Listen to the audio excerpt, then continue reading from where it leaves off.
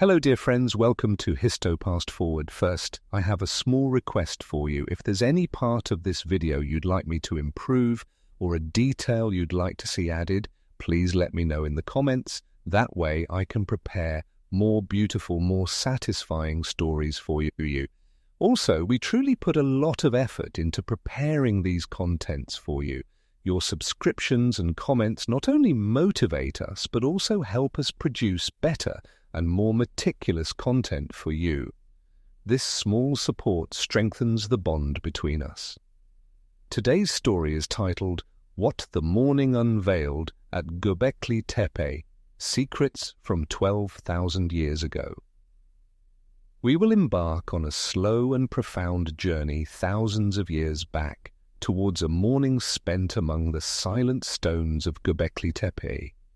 I also have one more gentle request for you. Please share your location and current time in the comments. That way we can see the silent connection of people from all over the world listening to the same story together.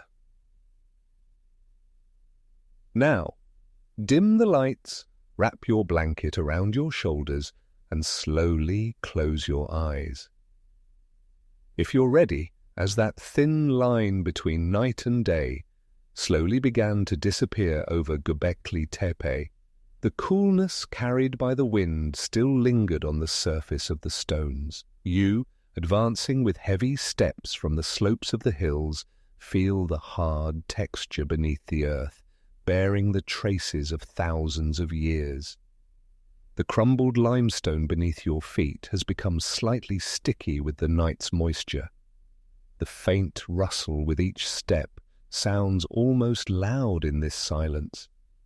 In the sky, the pale orange line appearing on the eastern horizon slowly pushes back the dark blue of night.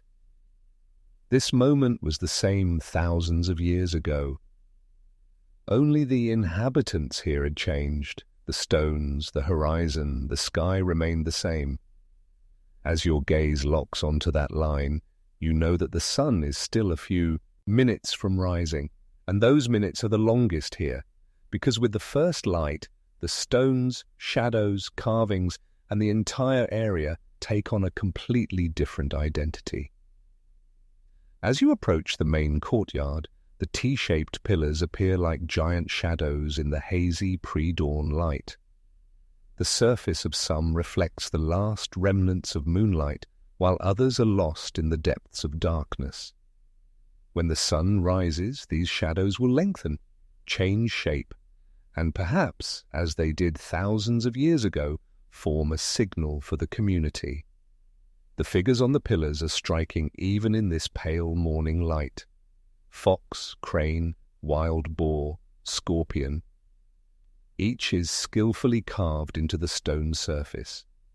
As you run your finger over a carving, you feel the hardness of the stone and the surface eroded by time.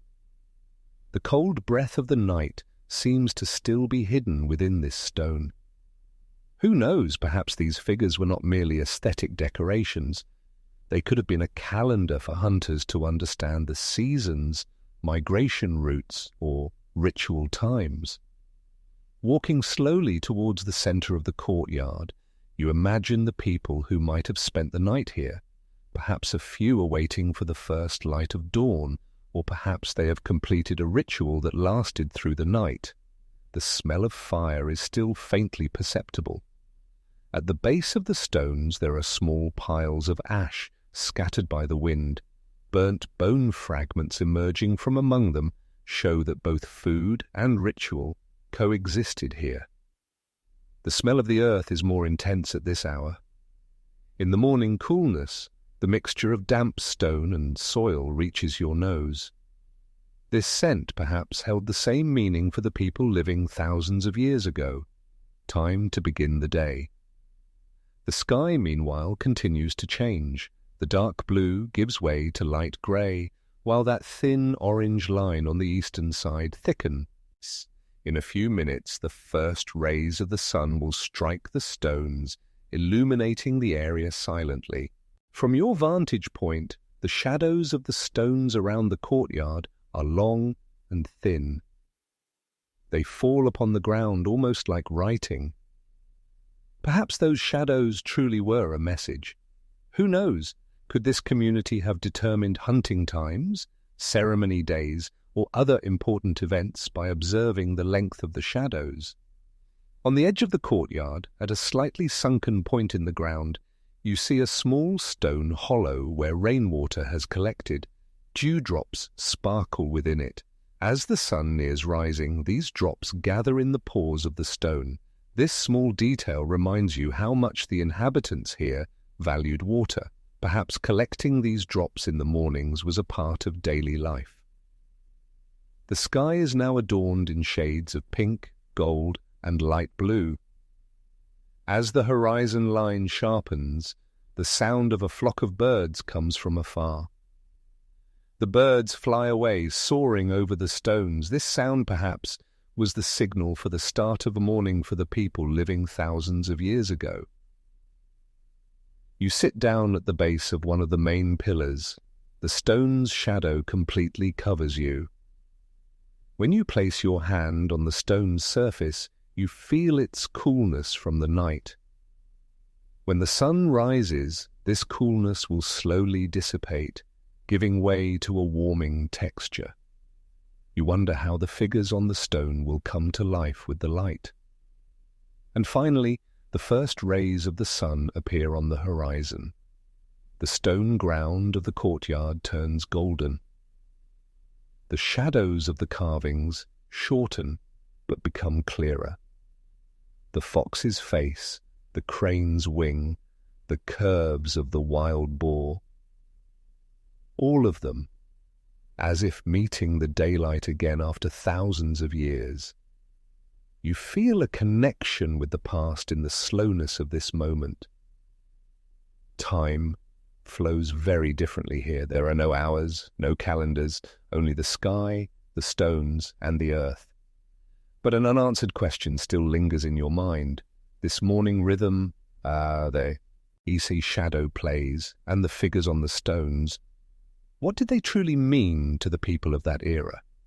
As we look at these stones today, do we fully know their meaning, or do we merely project our own imaginations onto them? As the sun fully rose above the horizon, the faint shimmer created by the morning light on the stone surfaces slowly began to disappear.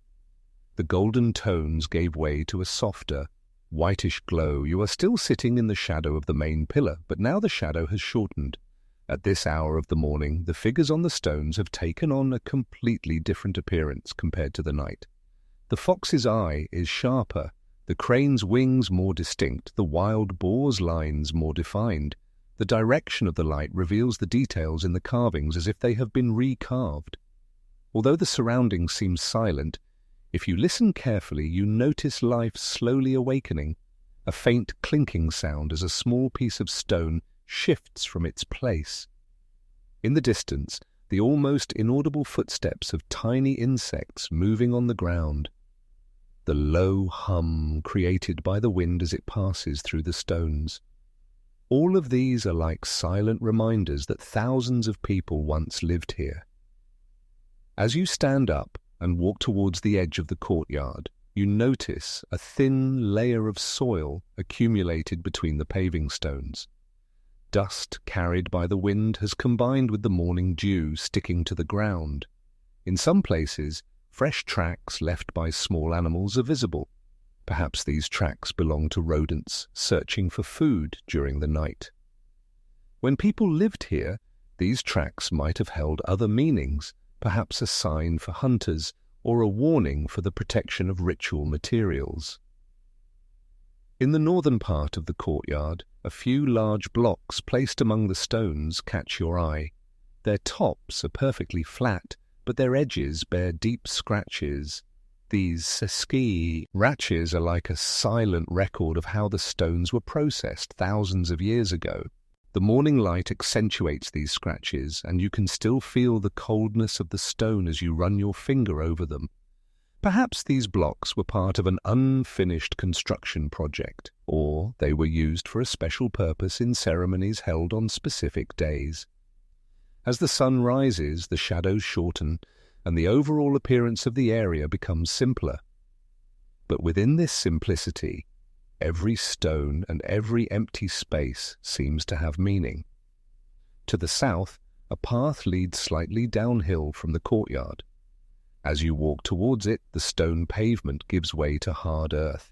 The earth dries slightly with the morning sun. At the edges, there are dry grasses scattered by the wind.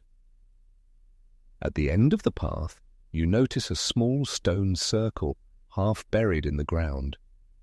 The inside of this circle is empty, but around it are stone fragments and charred wood coals. This is likely the remains of a fire pit. Coming here in the early morning could have been a common habit for the people who once lived here. Relighting the fire to start the day, greeting those returning from a hunt, or preparing the area before a ritual. Every possibility suggests how important the morning was here. As you wander around, you see a few spots on the stones where dewdrops still sparkle. These drops have accumulated on the stone surfaces since the early hours of the morning. Some slowly seep into the earth, while others evaporate with the warmth of the sun. Perhaps this water was not a vital resource for the people of that era, but its daily renewal was important for observing the order of nature. The inhabitants of Göbekli Tepe likely observed this order closely, reading nature to understand the change of seasons, when the rain would come, or what the weather would be like. Returning to the center of the courtyard, the sun's rays now reach the highest points of the stones. The shadows have almost completely retreated under the pillars. At these hours, the area appears much more open and clear. However, this clarity does not diminish the mystery. On the contrary, it leaves more room to imagine the details of what happened here. This second phase of morning feels like a time of silent but careful observation.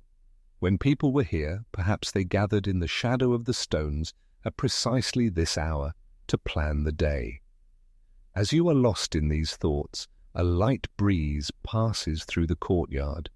The wind creates a faint whistling sound in the small gaps between the stones. This sound does not break the morning silence. Rather, it adds depth to it. As your eyes wander over the stone surfaces, you notice subtle signs of wear that become more visible with the morning light on some carvings. These traces are evidence of the slow but inevitable effects of both time and nature. All these small details leave silent clues about how mornings once passed here. Perhaps in the mornings the people here would walk slowly around the stones to make the most of the day's calmest time, watching the movement of shadows, breathing in the scent of the earth. The beginning of daily life happened in such silence, with care and slowness. But the question still lingers in your mind. Was this morning silence truly a peaceful anticipation, or was it a necessity carrying the weight of approaching rituals and duties? As the sun continued to rise, the silence of the area seemed to settle completely. The initial stir of the morning had given way to a slower rhythm. Shadows had shortened, and light evenly covered the surfaces of all the stones. At these hours, the stone pillars of Göbekli Tepe now stood clearly visible, in the same tone as the sky. As you approached them, you felt the moisture that had accumulated on the stone surface overnight now beginning to evaporate. When you placed your hand on it, the morning coolness had given way to a slight warmth. The figures on the stones no longer displayed the dramatic play of shadows you caught in the early hours of the morning, yet the subtle details on their surfaces were still legible. The fox's eye socket, the crane's wing feathers, the wild boar's bristly back. These still seemed to whisper stories of the past, even in the second half of the morning. It was as if these stones spoke differently, not just with the sunrise, but at every hour of the day. As you walked through the area, heading outwards from the center, you noticed small piles of stones. These were perhaps unused stone fragments set aside during construction. Some bore faint carving marks. In one corner, a few scratches made on the stone surface caught your attention. They didn't seem to be random. They had a certain direction and angle. Were these perhaps a sign or marks left by stonemasons during their work? The sky at these hours was much clearer. The wind had slowed, and there was almost no movement except for the gentle sway of plants around the area. But this stillness made small details that broke the silence more visible. A small lizard, emerging from the base of a stone, climbed onto the surface, warmed by the sun. Perhaps thousands of years ago, the same species roamed among these stones. Your thoughts wandered to imagining what the people living here might have done at these hours. After the sun rose, the observations made in the first light of morning perhaps continued with gatherings and conversations. Hunters might have shared the tracks and signs they saw during the night. Stonemasons might have discussed which block to choose for the next carving. Women might have been sifting collected herbs, and children quietly wandering around the stones. All these scenes came alive in the silence of the stones. But none of these images were certain. We have no clear information about what truly happened. Here in the morning, only what the stones, shadows, earth, and wind whisper to us. You returned to the shadow of the main pillar. As the sun was now nearing its zenith, the shadow had shrunk considerably, but even this small shadow still offered coolness. For a moment you thought that the morning here repeated every day, but looked a little different each time. Perhaps it was the same for the people of that era. Morning was a familiar ritual, but a beginning that offered new details every day. And so at the end of the chapter, the only thing that lingered in your mind was this. As we try to decipher the meaning of these stones, shadows, and figures today, are we truly learning the original story, or are we merely seeing our own interpretation of a completely different reality that existed thousands of years ago? As you move away from the main stone rings of Göbekli Tepe and head towards the side courtyards, the silence here takes on a completely different character. The bustle that emerged with the first light of morning in the main center has been replaced here by a heavy stillness. As you pass through the narrow stone passages, you notice that even the sound echoing beneath your steps is muffled. It's as if the stones here absorb sound more, swallowing the echo. This silence must have felt the same thousands of years ago. The side courtyards, compared to the main circles, are smaller in diameter and surrounded by lower pillars. However, this smallness does not diminish their importance. On the contrary, the order here and the meticulous placement of the stones suggest that they served a special purpose. At this hour of the morning, sunlight strikes one side of the courtyard, while the other side remains in shadow. Could the shadows have functioned as a calendar here? Perhaps the community defined a specific moment of the day or season by the exact moment the shade. Owl reached the center of the courtyard. As you step into the middle of the courtyard, you notice small pebbles trapped between the stone paving on the ground. These are particles carried here by wind and rain over thousands of years. Some are shiny grey, others are earth-colored. When you reach out and pick one up, the stone's surface is cold with the morning's chill. This small detail reminds you how slowly life flowed here. Everything changed in small steps over thousands of years. A carving on the pillar at the eastern edge of the side courtyard catches your attention. This figure is simpler than those in the main courtyard, but still distinct, a bird with its head raised upwards. When the sunlight hits this figure directly, its shadow falls beneath the pillar. Could this specific hour have marked the beginning of a particular ritual? The possibility that the morning hours were organized according to such a shadow-measured ritual time suggests that there might have been a hidden geometry in the placement of the stones here. On the western side of the courtyard, there is a slightly sunken area in the ground. This area must have served as a small pool where rainwater collected. In the early hours of the morning, a few drops of water still sparkle in this hollow. Beside it, a thin stone channel appears to have directed the water to a specific point. Perhaps this water was used ceremonially by those who came to the courtyard, to wash their hands or to perform a specific symbolic cleansing. As you examine the surroundings, you see small stone fragments half buried near the edge of the courtyard. Some bear distinct carving marks. These marks do not make it easy to understand the purpose for which the stone was worked, but they show that this area is filled not only with completed structures but also with unfinished works and traces. Perhaps these courtyards were places where both use and construction processes coexisted. As the morning light rises a little further, the shadows of the stones in the center of the courtyard shorten. But even this shortening progresses at a regular pace. After watching the shadows for a while, you notice that they touch specific stones at specific hours. This regularity might have been one of the foundations of the community's perception of time.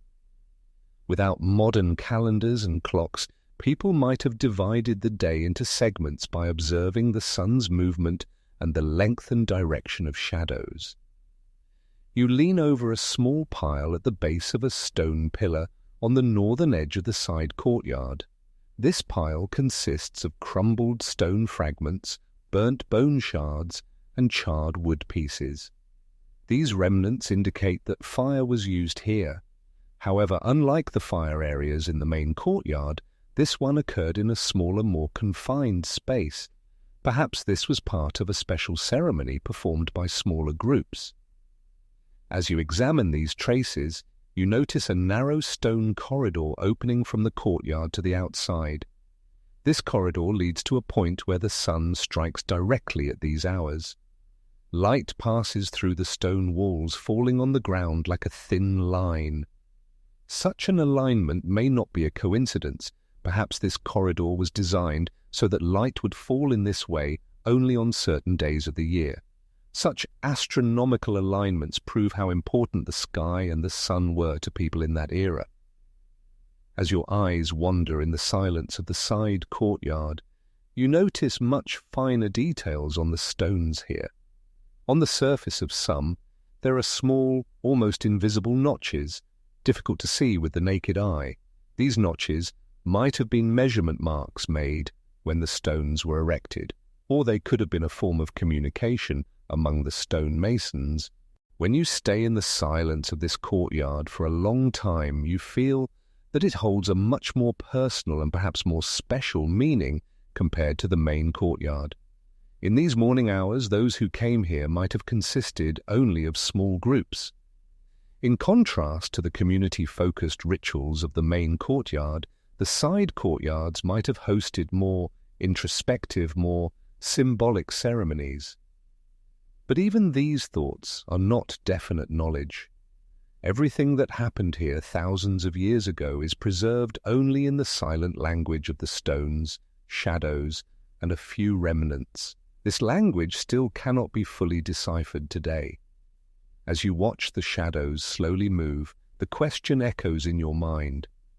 How close are we to deciphering the meaning of these stones and shadows, or does every new discovery only raise more questions? As the sun rose a little higher, half of the side courtyard was completely illuminated, while the other half remained in the soft embrace of shadow. The clear line between these two halves involuntarily draws your eyes to it. As you stand on the border of shadows and light, you feel that this is not merely a site specific to a certain hour of the day. Perhaps for the people who lived here, this boundary held a symbolic meaning, that moment when night and day, the unknown and the known, the past and the present, intersected. As the shadow slowly recedes, subtle grooves that you hadn't noticed before emerge on the stone pavement. These grooves, embedded between the paving stones, appear as uneven lines. Looking closely, you think some might have been made directly by stone masons. Perhaps these grooves were prepared for wooden poles or symbolic objects placed on the ground during specific rituals. As you sit down at the base of one of the pillars on the eastern edge of the courtyard, your eyes fall upon another figure on the opposite wall. This time, a wild cat, distinctly carved with pointed ears and a curled tail. When the morning light strikes the figure's face, the shadows deepen the lines. The wild cat's gaze seems to be directed towards the center of the courtyard.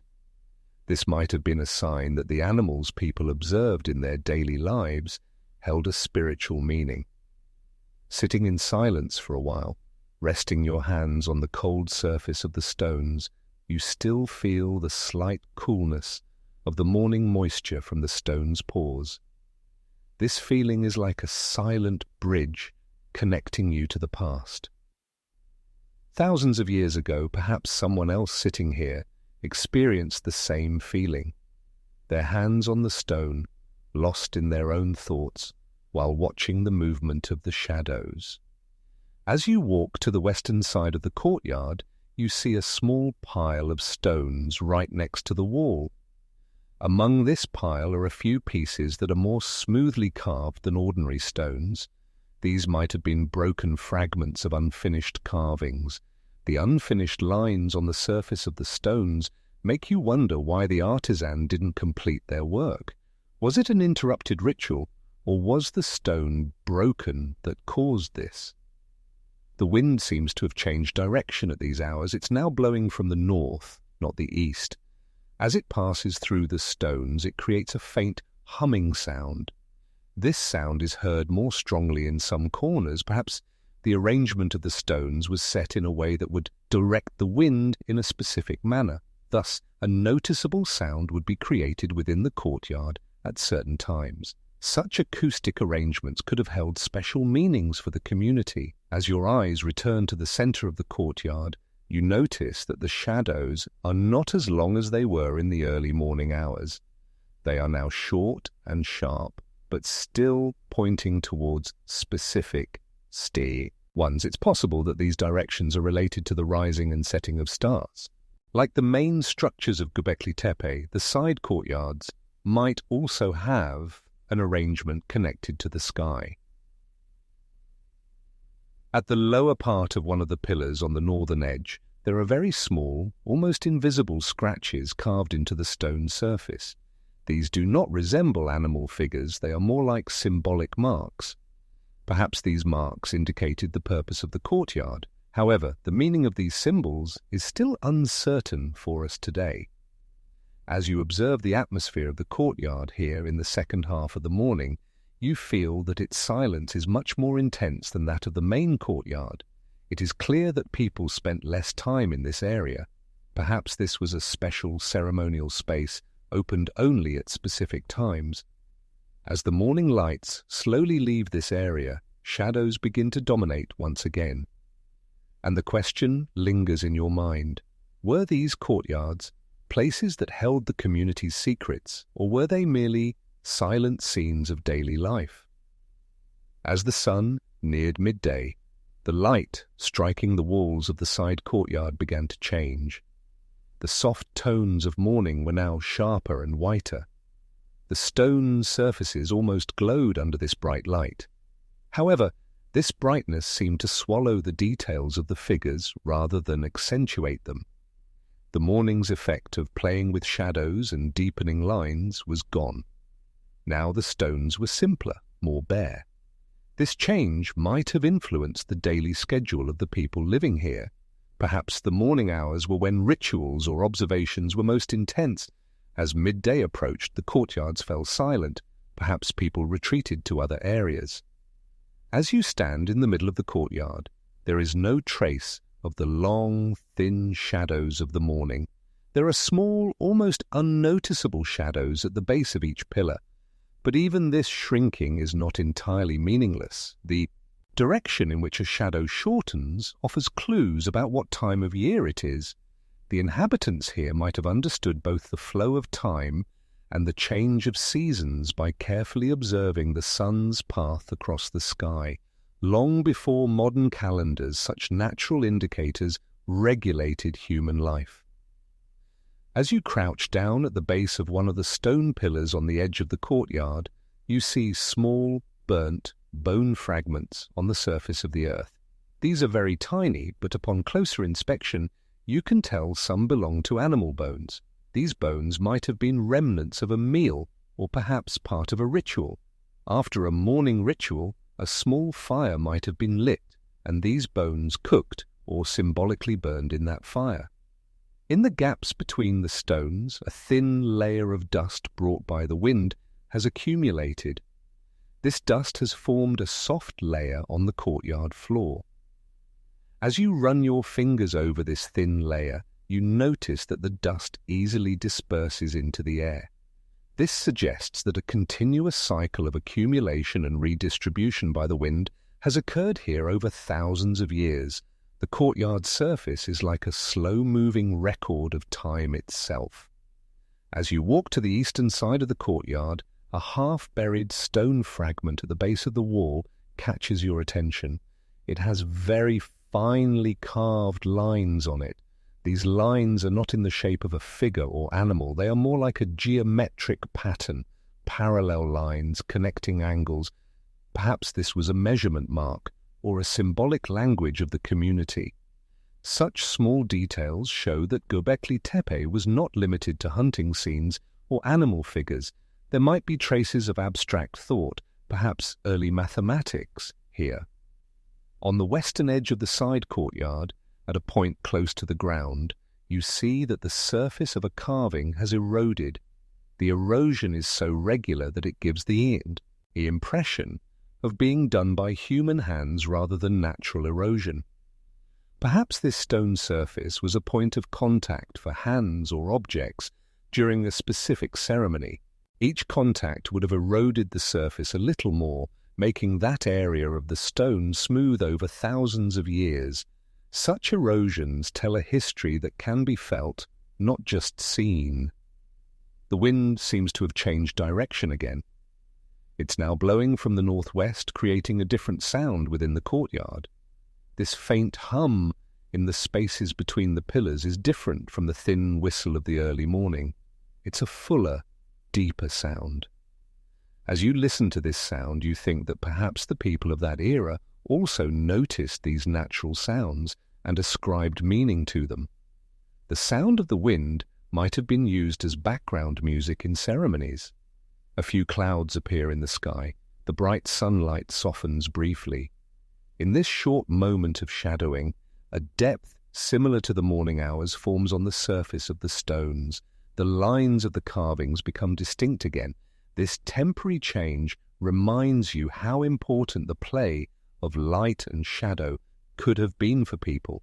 Perhaps certain ceremonies were performed not only when the time of year or day was right, but also when the light conditions were suitable. Returning to the center of the courtyard, you focus on the arrangement of the paving stones on the ground. The stones do not appear to be placed haphazardly. The gaps and alignments between them seem to be the product of a specific logic.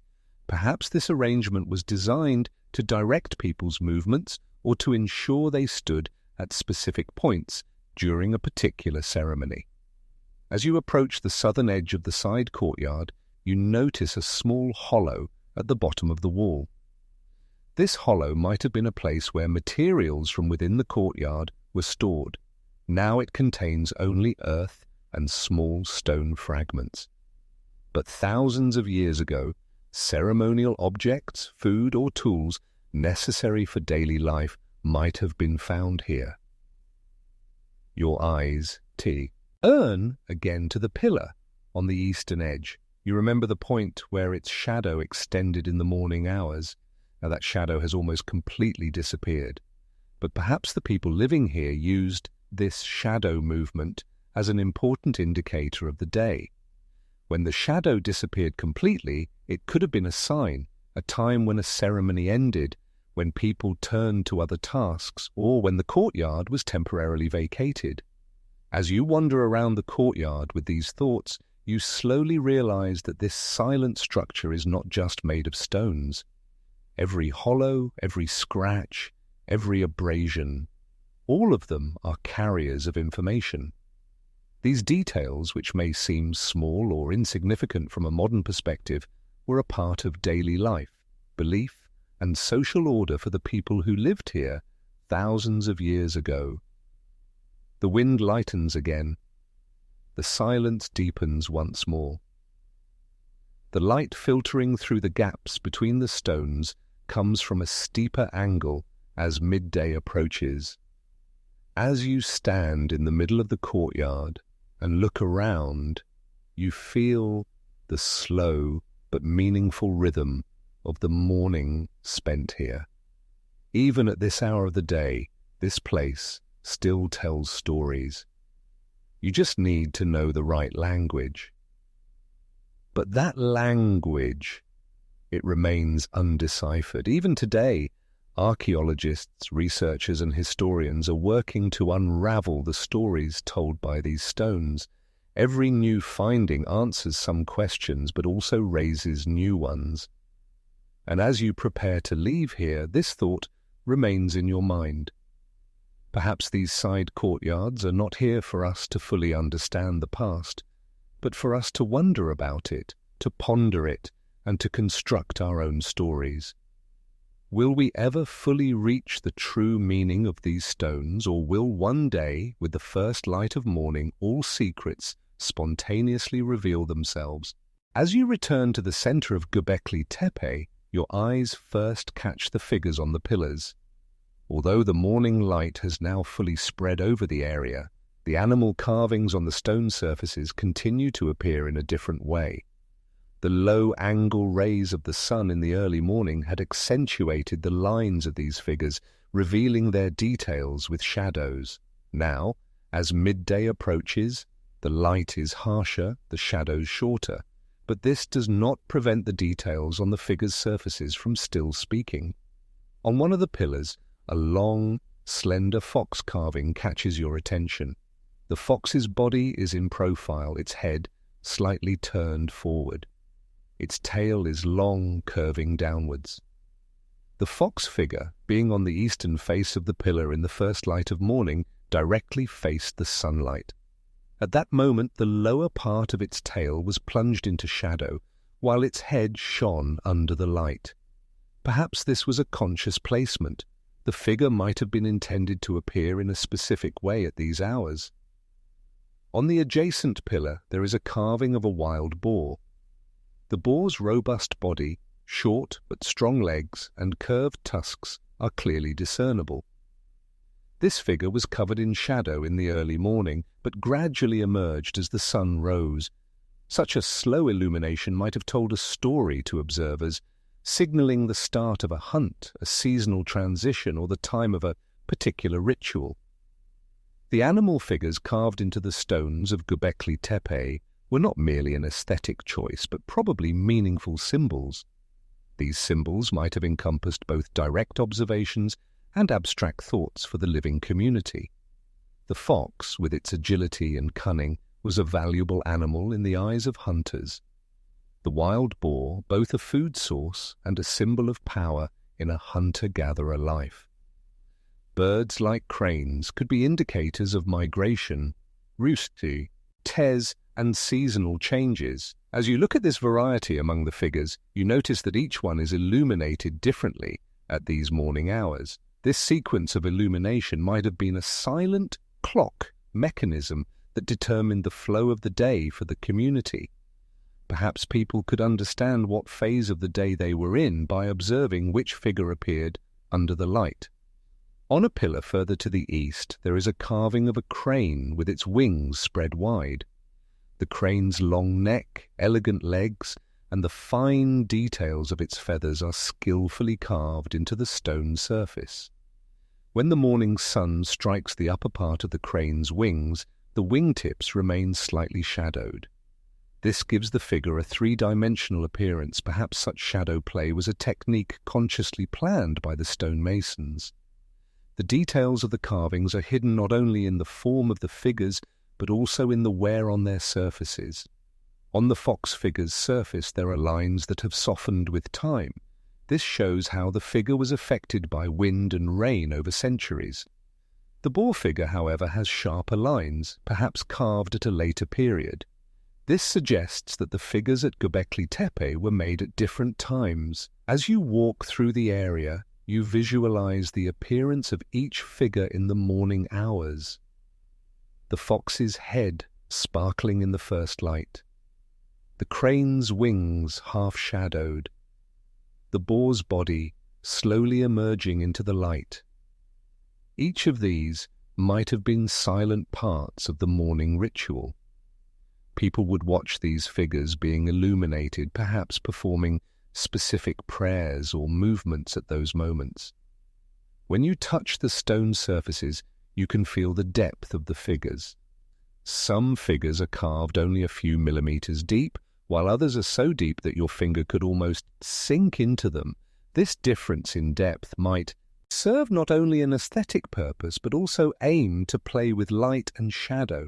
In the early morning hours, deep carvings create darker shadows. This increases the prominence of the figure. As you wander among the carvings, small, almost unnoticeable marks on the upper parts of the stones, above the animal figures, catch your attention. These are not as distinct as the animal figures.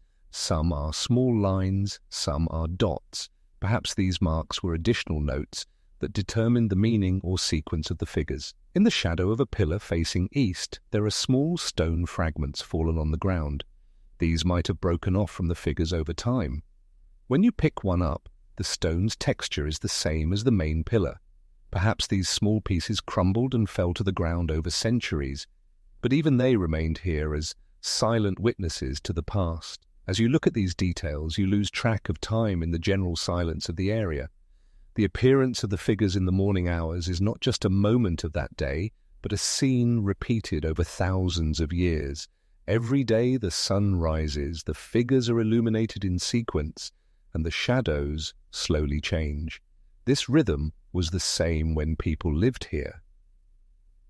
But the most intriguing question is this: was the appearance of these figures in the morning light truly part of a planned order, or are we today imposing meaning on this order? The shadow on the fox's tail, the semi-darkness on the crane's wing, the slow illumination of the boar's body.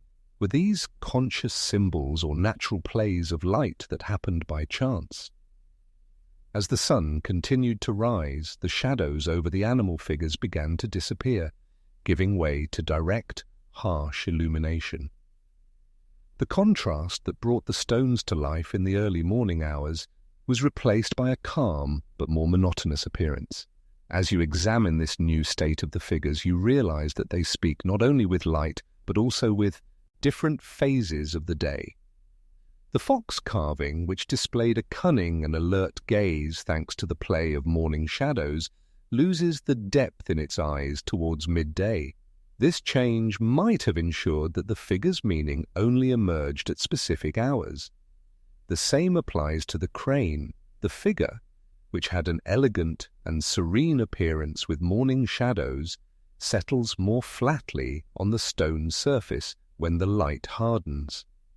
The wild boar, which slowly emerged with the first light of morning, is completely illuminated near midday, but loses the depth it gained from the shadows. As you walk slowly through the area, you consider that these figures might not only be a means of aesthetic expression, but also indicators of time. Perhaps the community followed the rhythm of the day through the animals carved on these stones. The beginning of a figure appearing in a certain way could have signaled the approaching time for hunting, gathering, or a ritual. In the lower parts of some pillars, small indentations and lines next to the figures catch your attention. At first glance, these might appear to be natural wear, but upon closer inspection, they give the impression of having been made intentionally. Perhaps these indentations were additional symbols supporting the meaning of the figures. A series of small scratches next to the fox might represent a story associated with it. A semicircle-shaped mark beneath the crane might symbolize migration routes. As you move to the western faces of the pillars, you see that the figures that had been in shadow throughout the morning are now starting to be illuminated. This late illumination allowed the figures to appear to observers at different times of the day. Thus, each animal's symbolic time could be different. Perhaps the community used this sequence to plan the flow of the day. The differences in the carving of the figures are also striking. Some figures are carved very deeply and distinctly, while others appear as a thin line on the surface. This directly affects both their interaction with light and when the figure becomes visible. Deep carvings create shadows even in the early morning hours, while superficial lines are noticeable only at certain angles. As you observe these subtle differences, the surrounding silence becomes even more pronounced. The sky is now completely clear, the wind has lightened, there are only a few bird sounds from afar. In this tranquility, the figures on the stones, though they may not retain their morning vibrancy, continue to tell stories. Perhaps at these hours, the figures' role changed. From a function that determined time in the morning, they transformed into symbols that mostly evoked the past as midday approached. But all these observations are not based on definite information. The animals carved into these stones thousands of years ago are still like words of a language we cannot decipher. To try to understand them means bringing a new interpretation to every detail. And at this point, the question arises in your mind. As we look at the figures on these stones, are we approaching their true meaning, or are we merely writing new stories from the perspective of our own era? As the sun approached its zenith in the sky, the animal figures on the stone pillars of Göbekli Tepe were now entirely free from the morning's play of shadows. The harsh light illuminated every detail on the carvings uniformly. While this diminished the dramatic effect of the figures in the first light of morning, it offered an opportunity to see them from a different angle. Without shadows, the true form of the figures, the carving techniques of the stone masons, and the signs of wear on the surface were much clearer. As you approach the fox figure again, you see that the cunning gaze of the morning hours has been replaced by a more neutral expression. The curve of its tail is still distinct, but as the direction of the light has changed, the lines on its body have begun to appear straighter. This change suggests that the figure's meaning was not limited to the morning hours alone.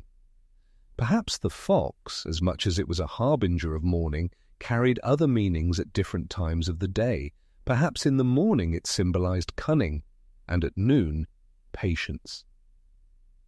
As you approach the wild boar carving, you notice that the depth provided by the morning shadows has disappeared.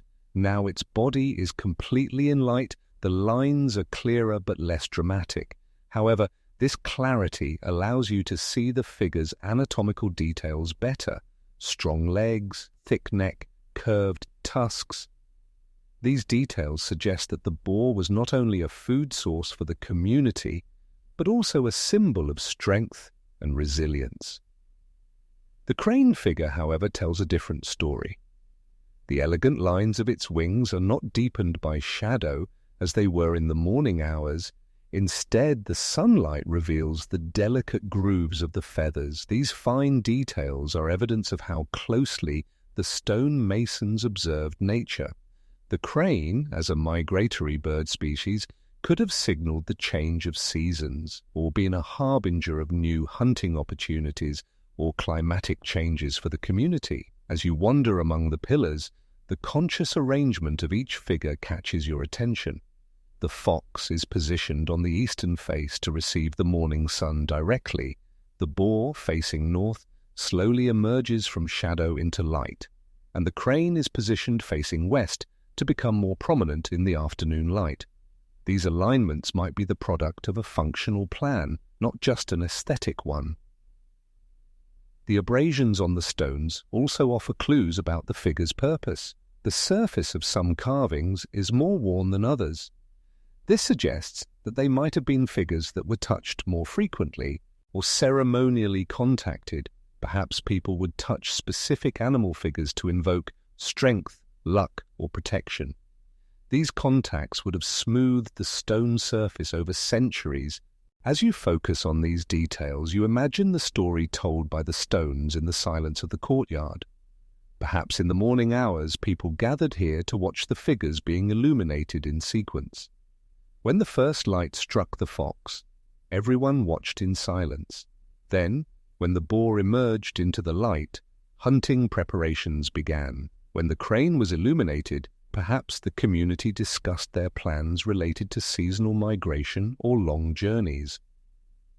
Such symbolic functions might be connected not only to the animals themselves, but also to their life cycles. The fox, as a nocturnal hunter, symbolized the transition from night to day. The boar, as an animal that digs and unearths roots, represented the fertility of the earth. And the crane, with its migration routes, represented news from distant lands. The placement of the carvings might also indicate that a sense of direction played an important role in the community's rituals. East, as the direction of the rising sun, symbolized new beginnings. West, the end of the day, and perhaps death or rest. Figures facing north pointed to the unchanging fixed stars of the sky, while those facing south pointed to the variability of the seasons. As you are lost in these thoughts, your eyes fall upon smaller symbols located on the upper part of the pillars just above the animal figures. These are mostly geometric shapes, circles, crescents, parallel lines. Perhaps these indicated when the figures should appear or with which events they were associated. These small symbols could be parts of an ancient writing whose meaning is still not fully deciphered today. Returning to the center of the courtyard and looking at all the pillars at once, you realize that the figures tell a collective story. This story might have conveyed a hunting cycle, the turning of seasons, or the mythological beliefs of the community. This story, beginning with the first light of morning, could have been completed as the figures were successively illuminated throughout the day. However, all these observations are merely hypotheses that cannot be definitively confirmed. The secrets of Göbekli Tepe continue to be preserved in the silence of the stones. Each figure is a window reflecting the world of people who lived thousands of years ago, but the view we see through this window is still blurry. And at this point, an open-ended question emerges in your mind. As we look at the figures on these stones, are we truly approaching their original meaning, or are we merely carving new meanings onto them from the perspective of our own era's needs? Perhaps these animals on the stones were simply a plain record of the daily observations of people who once lived. But as we try to interpret them, we inadvertently write our own story. As you move away from the shadows of Göbekli Tepe's stone pillars and walk towards the lower areas at the edge of the courtyard, the morning scent begins to change. As the sun rises, the coolness brought by the wind gives way to a light, dry warmth. This warmth is immediately felt on the hard surface of the stones and the dry layer of earth. However, there's another scent in this area, the light but sharp smell of ash and burnt wood. This smell lingers in the air today just as it did thousands of years ago. Reaching the edge of the courtyard, you see a circular hollow lined with arranged stones and filled with ash. The stones at the edge of the hollow are different from the smoothly carved pillars in other areas. They are smaller but covered with blackish stains. These stains show how the color of stones exposed to high heat changes over time. When you reach out and touch the stone's surface, it's not smooth. It's slightly porous and feels like a hardened crust left by burning. The track says, "As of fire are evident not only on the stones but also on the ground. The soil in the center of the hollow is in dark gray and black tones. There are whitish layers of ash in between. These indicate that the wood completely burned, leaving only mineral residues. Small pieces you pick out from under the ash are charred wood fragments. Some still retain the shape of wood fibers. Only their color has changed, and they have hardened as if petrified. This area must have once been one of the liveliest places in the early morning. The ashes of the fire that burned through the night might still have been warm towards dawn. The morning sun would complement this warmth, and people could greet the beginning of a new day here. Fire was not just a means of warmth and cooking, it was also a gathering point for the community. Words spoken here, food shared, preparations made, all must have happened around this small hollow. As you examine the area around the fire pit, you notice small bone fragments scattered irregularly on the ground. Some belong to animals, thin and light, perhaps bird bones. Others are thicker and heavier, likely from small mammals.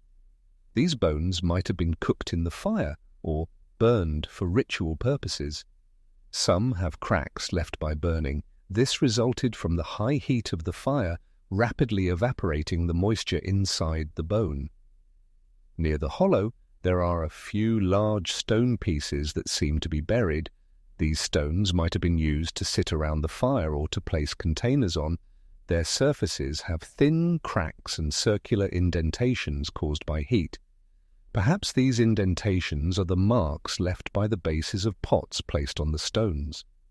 As you examine these details, you imagine the scenes that unfolded around the fire at these morning hours. Perhaps people returned from a night hunt, preparing the game they brought back around the fire. Some are placing meat on small stone griddles or directly on the embers to cook. Others are drying herbs and plants they gathered during the hunt at the edge of the fire. The warmth of the fire warms both bodies and spirits in the morning coolness. You think that this area might have been used not only for daily life but also for rituals. Ceremonies performed around the fire might have begun with the first light of morning, progressing synchronously with the illumination of the figures. Perhaps when specific animal figures emerged into the light, offerings were made to the fire for the spirit or meaning represented by that animal. The morning meaning of fire could be not only practical, but also symbolic. Fire dispels the darkness remaining from the night, uniting with the light of day to create a new beginning for the community. The dying of the fire, in turn, symbolizes the end of the day or the completion of a ceremony.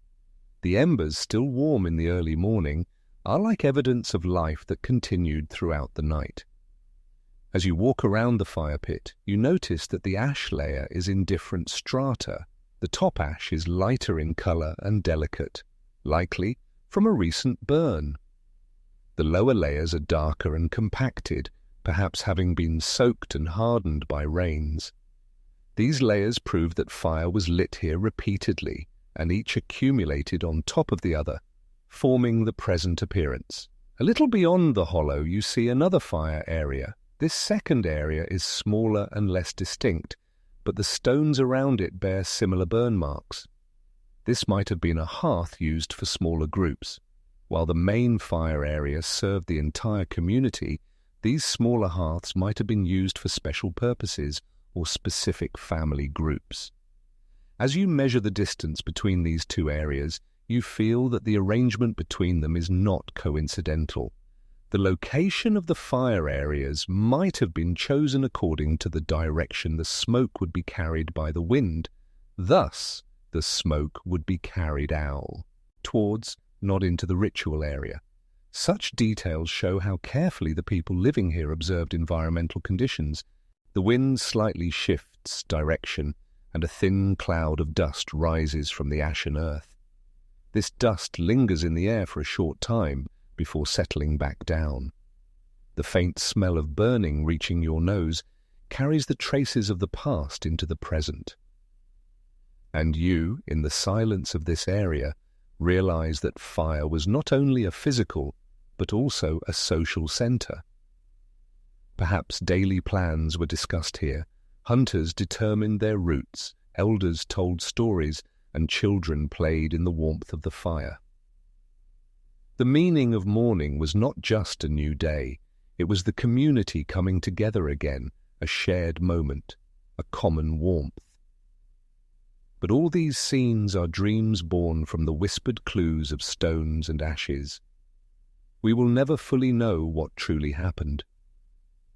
Perhaps we in this silence around the fire are telling our own story.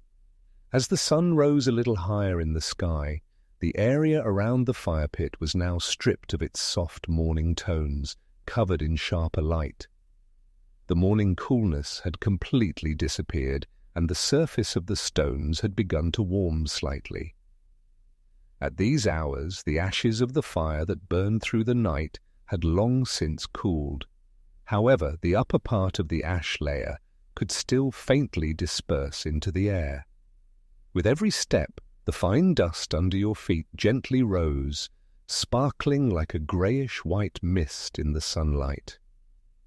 As you sit at the edge of the hollow, your eyes wander to other traces in the surroundings. Very close to the hollow, burnt seed husks mixed into the ash layer catch your eye. These are likely remnants of food prepared in the morning. This suggests that the people of that era used fire not only for cooking meat, but also for roasting, drying plant-based foods, or perhaps for making incense before a ceremony. The smell of ash can still be faintly felt. This scent is like a memory that time cannot erode. The arrangement of the set, tones around the hollow, though appearing random at first glance, reveals a certain order upon closer inspection. Some stones are aligned side by side as if intentionally placed for seating. The edges of these stones are rounder and more worn than others. Perhaps they were frequently sat upon, touched by hands. This arrangement reminds us that the fire was not just for cooking or warmth, but also a space for gathering and conversation. Sitting for a while and listening to the surroundings, you can imagine the echo of the past in this silence. It's not difficult to visualize how people used this area in the morning hours. In one corner, hunters discussing how to share the game they brought from the night hunt. In another corner, women preparing to sort and roast herbs, children sitting quietly beside the elders, observing what was happening. There are also clues about the daytime use of fire. Right next to the hollow, there's a piece of a black-stained stone slab. Its surface is flattened and shows burn marks. Perhaps this was a cooking surface used to prepare food by placing it over embers.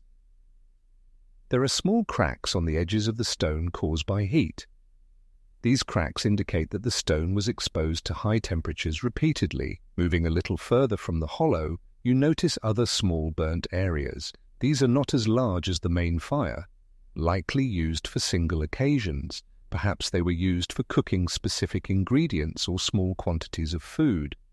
Some contain burnt bone fragments. These bones suggest that small pieces of meat prepared in the main hunting area might have been cooked here. During the daytime, the symbolic meaning of fire might also change. Fire, which served to bring the community together with the first light of morning, gradually shifts towards more practical purposes as the day progresses, perhaps preparing meals after a hunt, or hardening tools, or stone masons using heat to shape their materials. Fire might have become a functional tool at this time of day. As you are lost in these thoughts, you notice stone fragments piled up on one side of the hollow. These stones are located just outside the ash layer and show no burn marks. Perhaps these were parts of temporary arrangements used to support the fire's perimeter, or to control the direction of the smoke when the fire was lit. Your eyes return to the center of the hollow, where the stratification in the ashes is noticeable. The light ash layer at the top transitions into a darker, more compacted layer at the bottom. These layers show that fire was lit here repeatedly, with ash accumulating on top of ash each time. This slow accumulation is like a silent archive, gathering the mornings of thousands of years in a single spot. In daylight, it becomes clearer how strategically located this area is. It's close to the main courtyard but slightly set aside. Thus, it's both near the community's center and at a distance where smoke and fire wouldn't affect the ritual area. This placement is another indicator that life at Göbekli Tepe was ordered and planned. But all these observations are merely interpretations made by looking at silent stones and cooled ashes. Perhaps this fire area was used for purposes entirely different from what we imagine, or perhaps this area held far more meaning than we can conceive. And at this point, the question comes to your mind: were the people gathered around the fire merely fulfilling their daily needs, or were they performing a ceremony every morning, consciously connecting with their past? As the sun approached its zenith, the morning coolness was replaced by a heavy warmth. The surrounding stones, which offered a cold touch when you touched them in the morning, were now slightly warmed. Standing at the head of the fire pit, the soft layer of ash you saw in the early morning was now drier, gently rising with the wind. Before your eyes, tiny ash particles lifted by the wind shimmered faintly in the sunlight and then slowly settled back to the ground. Even this slight movement makes the traces of life lived here thousands of years ago visible once again. You had previously noticed that fire was a central element that brought the community together in the early morning, but now, with the sun high, you begin to feel it played another role. Perhaps the ceremonial meaning of the morning fire gradually gave way to a more pragmatic, functional use towards midday. The cooling embers could still retain their warmth, slowly cook food and roast herbs and seeds.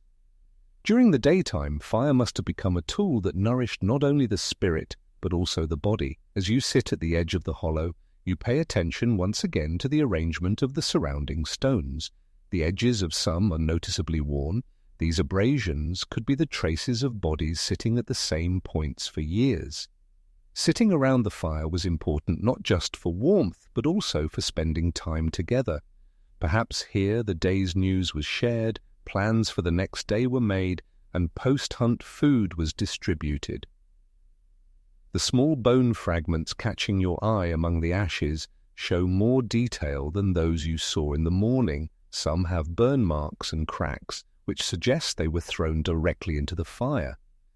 Besides the small bones, some larger pieces are also striking. Perhaps these bones were the remnants of a ceremonial meal. Maybe certain animal species were consumed only on special occasions, when the community gathered. Around the fire, there are stone fragments of different sizes. Some are flat, some have rounded contours. On these stones, thin cracks caused by heat are visible. These cracks are silent evidence that the stone was exposed to high temperatures repeatedly. Some stones stand out with their hollows. These hollows would be the marks left by pots or roasting stones. Perhaps people placed seeds, herbs, or small pieces of meat on these stones to cook. Your eyes fall on a small burnt area a little further away. This area is more irregular than the main fire pit. There is no distinct stone boundary around it. This was probably a single-use hearth. Perhaps it was lit next to the main fire for a more specific purpose, to prepare a small amount of food, to process a particular material, or simply to experience a moment where a group of people gathered among themselves. As you stand up from the edge of the hollow and wander around, you imagine how smoke might have been carried by the wind. The fire's location is both close to the main courtyard and positioned so that smoke would not directly enter the ritual area. This conscious placement shows that the people living here carefully observed environmental conditions and made their arrangements accordingly. The direction of the smoke should not obstruct vision during a ceremony or fill the area in a way that would disrupt its symbolic meaning. After a while, you begin to ponder the symbolic dimension of fire. Fire here was not just a physical tool, but also a focal point that carried the community's memory. The morning greeting of still warm embers from a fire that burned through the night was an indication of continuity, of uninterrupted life. Removing still warm stones from within the ashes with the first light of morning, perhaps, meant establishing a connection that extended from the past to the present. This aspect of fire deepens its importance within the community. A fire that was not rekindled every morning but preserved throughout the night was a symbol of continuity. This continuity perhaps showed that the community lived in unity and order, bound to one another. Everyone was responsible for the fire. If it went out, it would be not only a practical problem but also a spiritual deficiency. Imagining what the people gathered around the fire did at different hours of the day is like listening to the silent testimony of the stones. In the early morning, fire was a symbol of coming together and greeting the day. During daytime hours, the role of fire changed. Work was done, food was prepared, tools were shaped. At the end of the day, fire would once again become the center of the community, offering security and warmth as darkness fell. As you stand at the edge of the hollow with these thoughts, the wind slightly changes direction. A thin cloud of dust rises from among the ashes, sparkles in the sunlight, and then slowly descends to the ground. This scene is like a silent bridge between the past and the present. Thousands of years ago, someone standing here might have seen the same dust cloud. Perhaps they too searched for meaning in this sight, or perhaps they saw it as just an ordinary part of the day. And the question comes to your mind, as we look at these ashes and stones today, are we learning their true story, or are we merely projecting our own interpretations? Perhaps this fire area was a much more ordinary place than we imagine, or perhaps it was as sacred as we can't even fathom. As you walk away from the main courtyard of Göbekli Tepe towards the side stone corridors, you notice that the most striking traces of those early morning hours are hidden on the ground. In the shadow of the stone pillars, the earth and stone pavement beneath you stretch out like silent witnesses of thousands of years ago.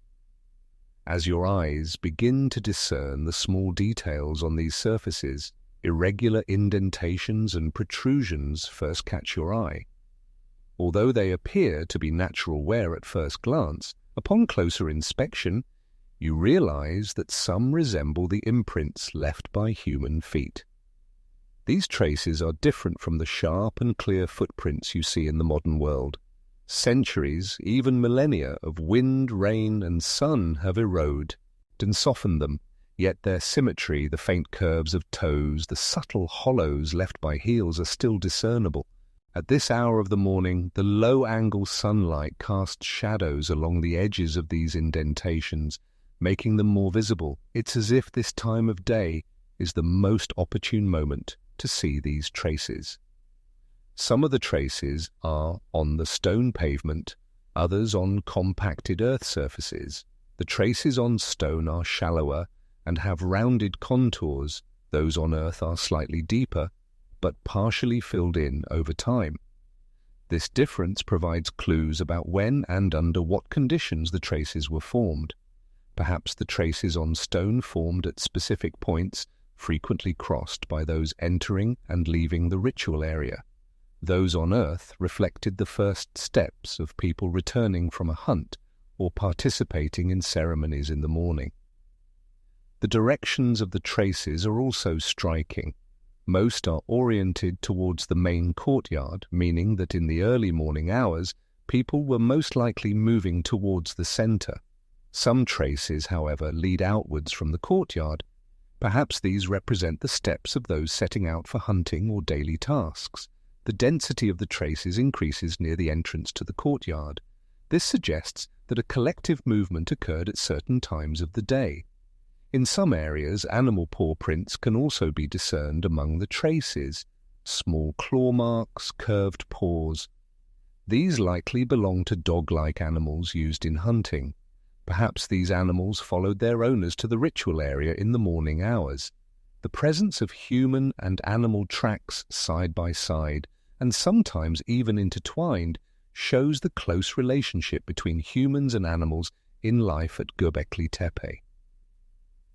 Handprints, on the other hand, are rarer, but equally striking.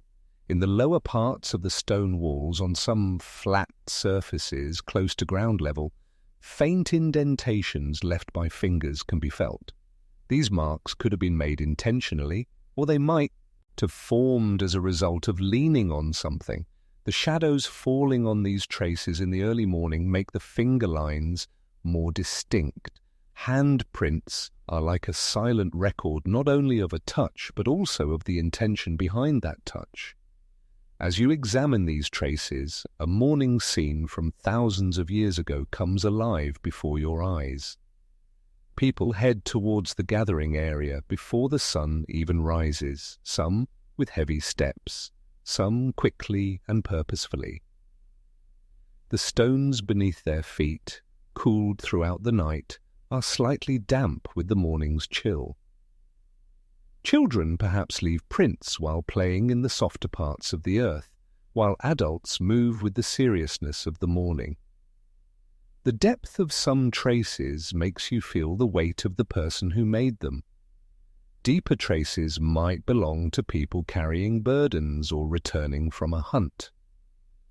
Light and shallow traces, on the other hand, likely belong to those walking quickly with empty hands. These differences show that the morning was not only a preparation for ritual, but also the beginning of daily life. These silent traces on the ground take on different meanings with the changes in the sky. In the early morning light, the shadows are long and distinct. As midday approaches, the traces become less visible. This suggests that the traces could only be seen clearly at certain hours. Perhaps for this reason the first traces of morning were important, not only physically, but also symbolically. As you look at these traces on the stones and earth, you feel that they are not merely remnants of the past.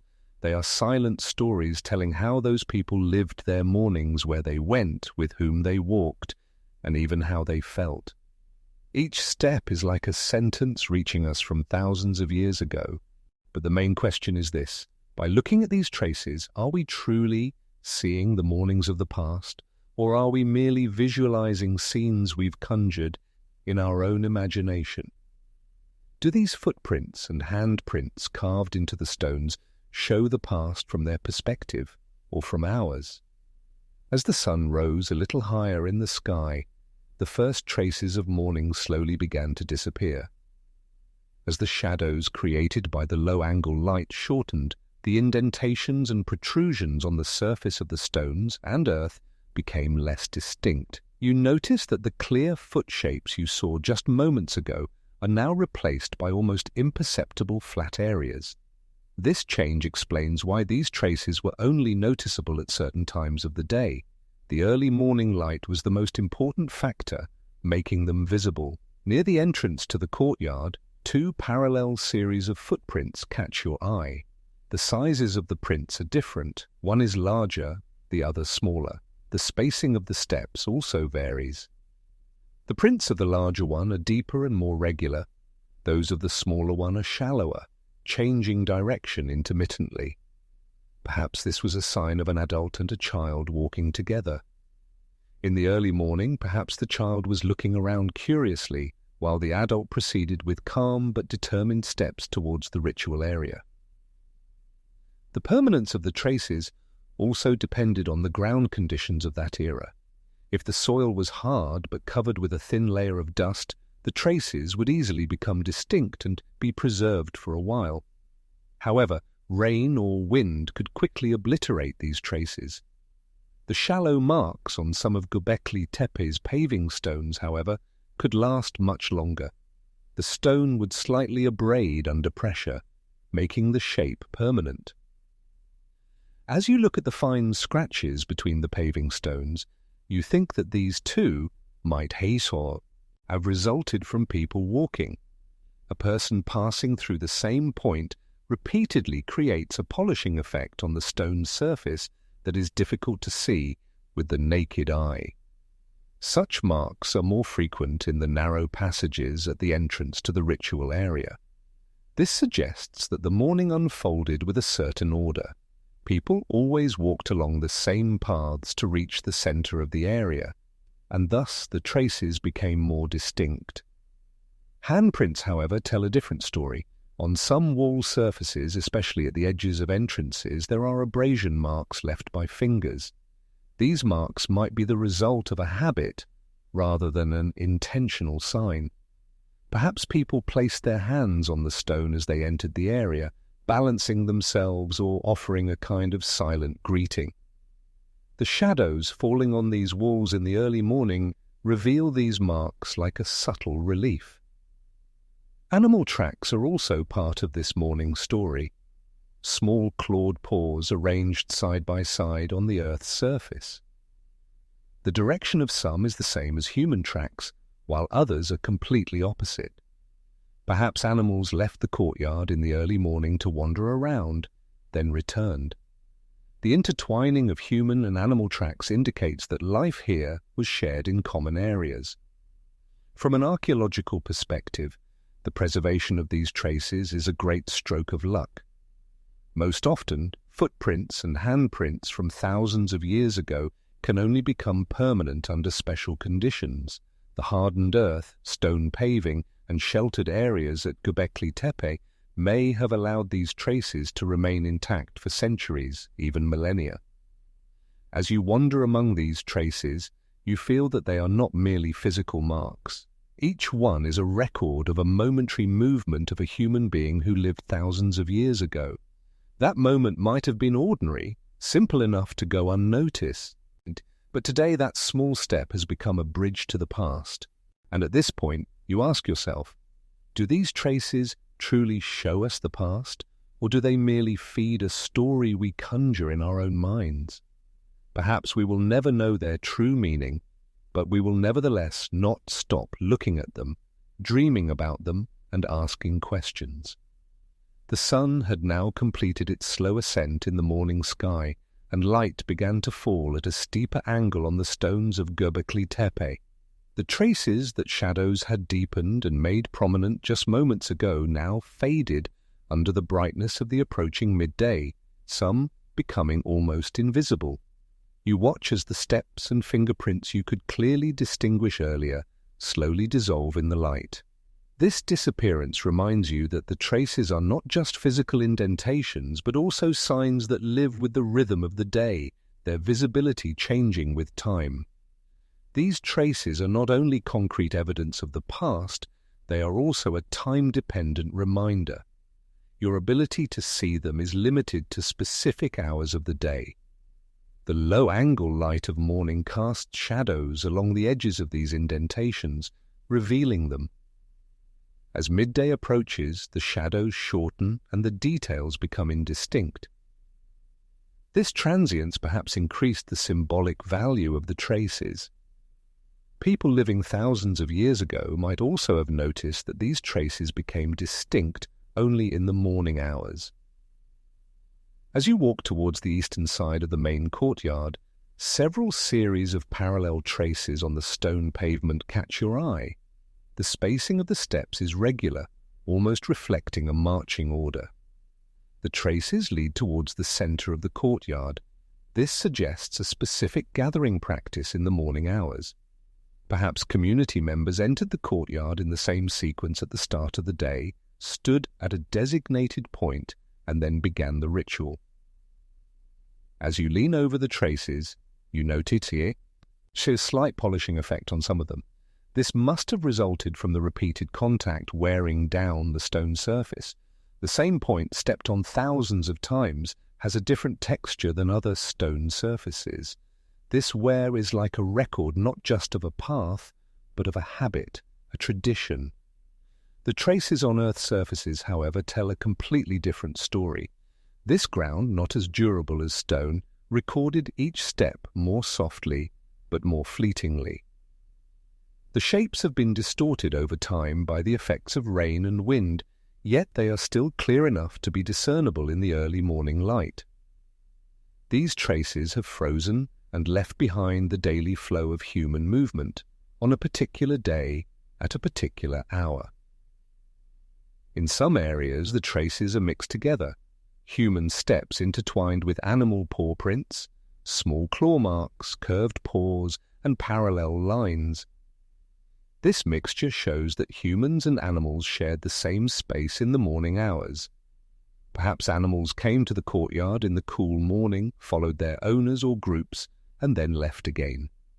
Handprints, though rarer in this scene, are much more striking. On the stone walls of the entrance corridor, at a few points close to ground level, there are faint indentations left by fingers. These marks were formed by prolonged contact. There's a slight polish on the stone surface. Perhaps people placed their hands on the wall as they passed through, to balance themselves or to make a symbolic contact with the stone before entering. This movement might have been one of the silent rituals of the morning. As you examine these traces, a morning from thousands of years ago comes alive before your eyes. The sun has just risen, the sky in soft tones. People enter the courtyard with slow steps, some with heads bowed, some observing the surroundings carefully. Children play by stepping on the softer parts of the earth, leaving their marks. Animals move silently behind the people. Someone standing at the entrance gently touches the stone wall. Perhaps this is an ancient gesture for seeking protection or showing respect. From an archaeological perspective, the preservation of these traces is an extraordinary stroke of luck. In most ancient settlements, such details can only be preserved under special conditions. The hardened earth, stone paving, and areas protected by shadows at Göbekli Tepe may have allowed these traces to remain intact for centuries, even millennia. Each trace is a direct record of a specific moment, unwritten, silent, yet very clear documentation. These silent documents make you think. For the people who lived here, morning was not just the beginning of a new day. Morning was a period when the community reunited, specific movements were repeated, and behaviors transmitted from the past to the present were enacted. The direction of steps, the touch of hands, the presence of animals, all were parts of this morning ritual. But along with these thoughts, a question arises in your mind. As we interpret these traces, are we truly approaching their meaning, or are we merely constructing new stories from the perspective of our own time? Perhaps these steps were for them just an ordinary passage, or perhaps they carried a much deeper meaning than we imagine. And it is precisely at this point that you realize, even if you know you may never definitively learn the meaning of these traces, you cannot stop observing them, touching them, and pondering them, because these traces are bridges standing between the silence of the past and the curiosity of the present. You walk among the stone pillars of Göbekli Tepe in one of the morning's most silent moments. The sun has begun to appear on the horizon, but its light has not yet reached the upper parts of the stones. The coolness in the air still carries the moisture left by the night. This moment, moisture has gathered on the stone surfaces in fine droplets. The dew has not yet encountered the evaporating touch of the wind or the sun. On the edges and horizontal surfaces of the stones, it sparkles like tiny crystals waiting for the first touch of light. This sight is not merely a visual beauty, it was a silent but valuable sign of a resource for the people who lived thousands of years ago. The region where Göbekli Tepe was built had a climate that could be considered arid for much of the year. Rain was not regular, but the temperature difference between night and day ensured that this moisture formed on the stone surfaces every morning. Therefore, dew in the early morning hours could have meant both drinking water and a clean resource that could be used in rituals. As you bend down at the base of a pillar, you notice the dewdrops on the stone surface seeping down through thin channels. These channels might be due to the natural structure of the stone, but some appear as if deliberately carved, quite regular. Perhaps people made small interventions to ensure the dew collected through these channels. This thought suggests that stonemasons not only carved figures and symbols, but also made subtle arrangements to direct the resources offered by nature. When you touch the stone, your fingers immediately become damp. the water drop is cold, almost like a clear piece of glass. Perhaps thousands of years ago, someone standing here made the same gesture, placing their palm on the stone to collect the first water of the morning. The taste of dew is different from rainwater, slightly metallic, but leaving a refreshing sensation. This taste, for the people of that era, was a detail that both reminded them of nature's cycle and symbolized the continuity of life. As you wander around, you realize how suitable the horizontally placed, large stone blocks are for collecting dew. In the early morning, these surfaces are almost entirely wet. If a cloth or fibrous material was spread over them, a significant amount of water could be collected in a short time. This method is still used in some arid regions today. Perhaps the people of Göbekli Tepe also collected dew using similar techniques, obtaining the first water of the day this way. But the meaning of dew was not just practical. These droplets accumulating on the stones with the first light of morning were a tangible symbol of the connection between the sky and the earth. Moisture descending from the sky in the darkness of night combined with the light of morning to return to the earth. This cycle perhaps held an important place in their belief system. Water was considered sacred as the source of life, and dew reminded them that this source was reborn every morning. You, standing in the shadow of a pillar and watching these tiny droplets, see them slowly disappear in the daylight. As the sun rises, the stone warms, the droplets shrink, then completely vanish. This transience increases the value of dew. There is only a short window of time to collect it or benefit from it. Perhaps this is why some morning rituals began just before sunrise. People wanted to benefit from both the physical presence of dew and its symbolic meaning. And here, the silent story of dew collected on the stones reveals another aspect of mourning. This place was not only a stage for figures, shadows, and rituals, but also for the smallest gifts of nature. As the sun continued to rise from the horizon, the appearance of dew on the stones slowly began to change. In the first minutes of morning, the droplets stood on the surface almost like fixed, transparent beads, but as the light intensified, these beads ceased, made to shimmer from within. As the warming stone released its coolness, the water droplets also became active. Some coalesced into larger drops, while others trickled downwards, leaving faint traces. This trickling followed the natural or intentionally made grooves on the stone surfaces. As you sit at the edge of a pillar and observe this process, you notice how the shape and surface texture of the stone affect the movement of the dew. On gently sloping surfaces, the droplets merge and move faster, while on flat sections they remain for longer. On some stones, small hollows retain the droplets like tiny water cups. The question of whether these hollows are entirely natural or man-made comes to mind. If they were intentionally made, this would indicate that people knew the value of dew and developed methods to collect it. The idea of dew collection might seem like a simple necessity at first glance, but when you consider the atmosphere of Göbekli Tepe at these hours of the day, you realize it held both practical and symbolic meanings. In an arid climate, the value of clean water available in the early hours of the day is undeniable.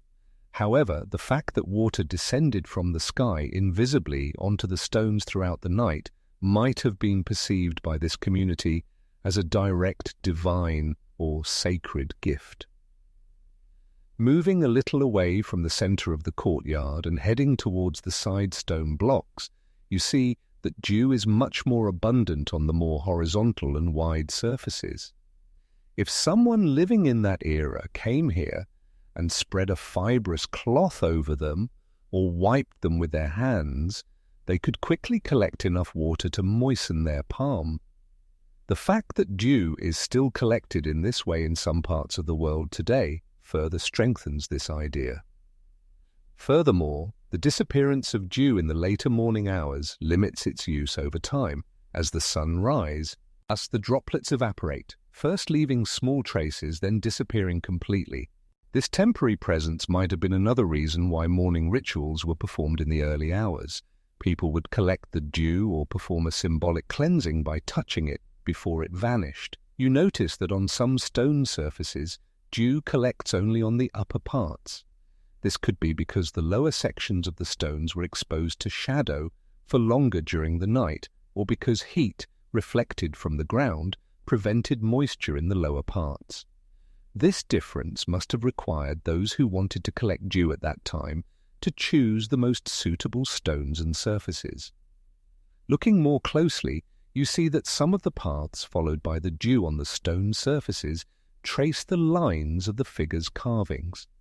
Especially in deeply carved lines, the droplets merge, making the form of the carving even more distinct.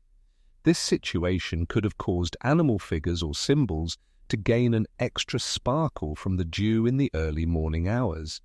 Such an effect could have been interpreted ritually as adding life or spirit to the figures.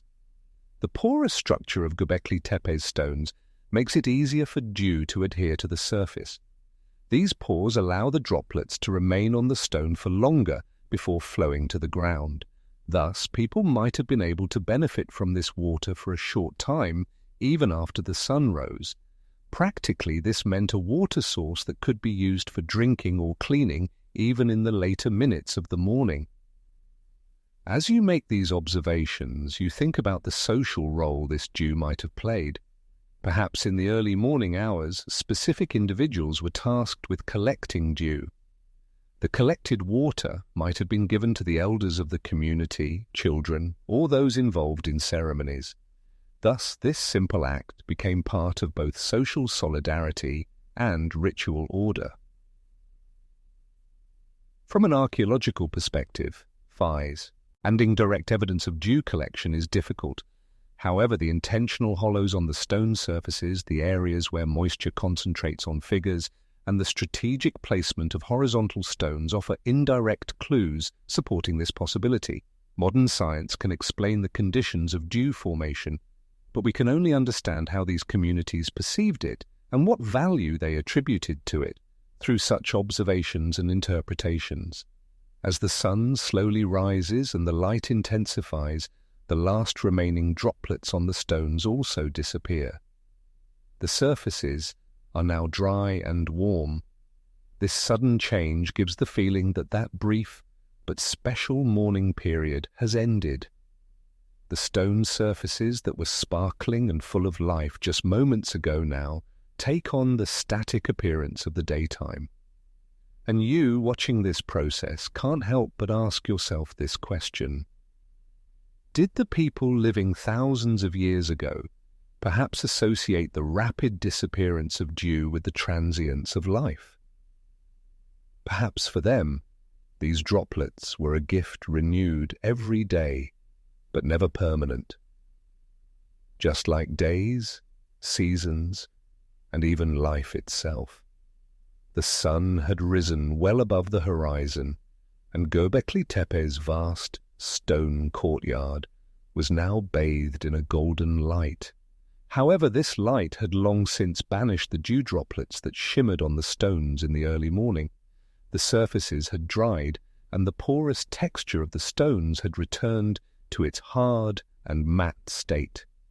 That brief miracle that had just occurred, the water silently descending from the sky and momentarily sparkling the stones, was now a thing of the past. You stand in the shadow of a stone pillar, contemplating how quickly this transition occurred. Perhaps for this reason, the people of this place associated the temporary existence of dew with time itself. Beyond the first minutes of morning, the presence of dews was impossible. This situation was like a natural lesson, reinforcing the idea of seizing the opportunity. For the people of that era, this lesson also had a practical counterpart. Permanent water sources around Göbekli Tepe were limited. Apart from small springs or seasonal water accumulations, water was a scarce commodity for much of the year. Therefore, dew might have been seen as an additional resource provided by nature. Some researchers say that dew collection methods have existed for thousands of years and played an important role in meeting morning water needs, especially in arid regions. As you visualize this scene in your mind, you imagine people arriving among the stones with the first light of morning. They carry simple cloths made from fibrous plant stems or animal hides in their hands. They spread these materials over the stones to collect the dewdrops. Perhaps this process is carried out in silence, in a specific order, because silence might be a sign of respect in this place. After the ritual, the collected water is perhaps brought before the elders, shamans, or priests gathered in the center of the courtyard. They, in turn, offer this water to the community with specific, symbolic gestures or prayers. Drinking water means not only quenching thirst, but also accepting the gift from the gods or the sky. Thus, dew provides both physical and spiritual satisfaction. The carvings on the stones might also be an invisible part of this ritual. The morning dew collects on the surface of the figures, making them shine, almost bringing them to life. When the first rays of the sun strike these damp surfaces, the animals and symbols in the carvings appear as if they are about to move. This effect might leave a deep impression on the minds of those participating in the ceremony. The cultural symbolism of dew might reflect the cycle of life. The droplets accumulated on the stones, rough out the night, reach their brightest state for a brief moment in the morning, then rapidly disappear. This cycle might coincide with people's own perception of life, birth, life, death, and disappearance. However, this process, which restarts every night, is also a reminder of rebirth. As you observe your surroundings, you search for traces of dew on different surfaces of the stones. On some stones, slight color changes left by the evaporating water in the morning are visible. These traces indicate which areas were most densely concentrated with moisture. If the people of that era also made these observations, they would have gained enough experience to know where dew collected most. Thus, over time, even the placement of the stones might have been planned to facilitate the most efficient collection of dew. Göbekli Tepe's high elevation provided an environment open to wind currents and night cooling. This was an ideal condition for dew formation. Perhaps dew played a role even in the selection of this site. Its status as not only a ritual center, but also a place where the first water of the morning could be collected, might have made it valuable both spiritually and practically. As time passes, people begin to leave the courtyard. There are tasks to be done before the heat of the day sets in: hunting, gathering food, carving stones. But everyone carries in their mind that brief refreshment left by the morning dew. This refreshment might be a feeling to be remembered throughout the rest of the day. And you, observing this silence and the dry, warm surfaces of the stones, realize this: the presence and disappearance of dew in the morning might be the simplest yet deepest secret of this place. Perhaps one of the reasons Göbekli Tepe captivated people for thousands of years was the daily renewal of this natural miracle. And the people who noticed this miracle carved saint, oris, symbols, and ceremonies into the stones to give it meaning. As the sky is now fully illuminated, only one question remains in your mind. If we today can only guess at the meaning of this dew, what did someone standing here thousands of years ago feel when they saw these droplets? For them, was it just a source of water or a silent message from the heavens? As the sky began to turn a pale blue above the horizon, the profound silence that enveloped Göbekli Tepe throughout the night slowly dissipated. The wind whispered gently through the stones, carrying the night's accumulated coolness and depositing it onto the earth. In the distance, the first indistinct bird songs announced the approaching end of night. The stars, which just moments ago seemed close enough to fall among the stones, now faded as the blue sky slowly stripped away their light. This gradual disappearance was a scene repeated every morning for thousands of years. But for those present at that moment, it held a unique magic, as if happening for the very first time. The small hills surrounding Göbekli Tepe blurred between shadows and shapes on this thin line between night and day. In these moments, as human eyes strained to discern the sharp outlines of the stones themselves seemed to breathe slightly. The humid night air slowly gave way to the first warm breath of day, and the scent of the earth changed.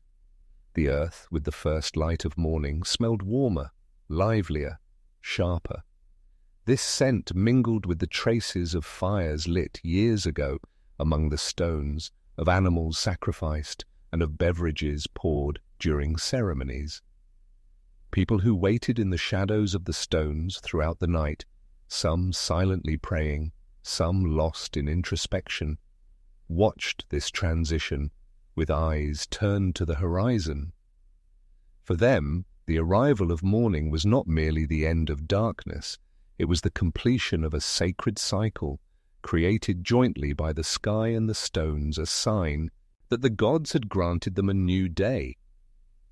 For many, the disappearance of the stars meant that the gods, after watching the world from the sky all night, retreated to their own realms in the morning, and this retreat carried a sense of permission, an invitation for humans to go about their daily tasks.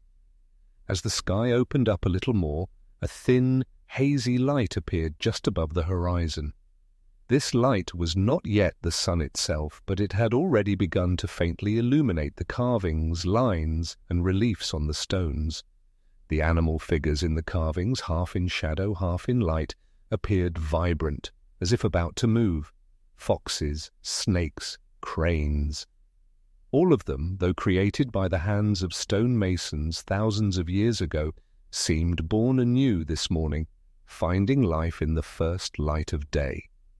Some figures revealed subtle details in the morning light that were indistinguishable in the dark, opening the doors to ancient stories in the observer's mind.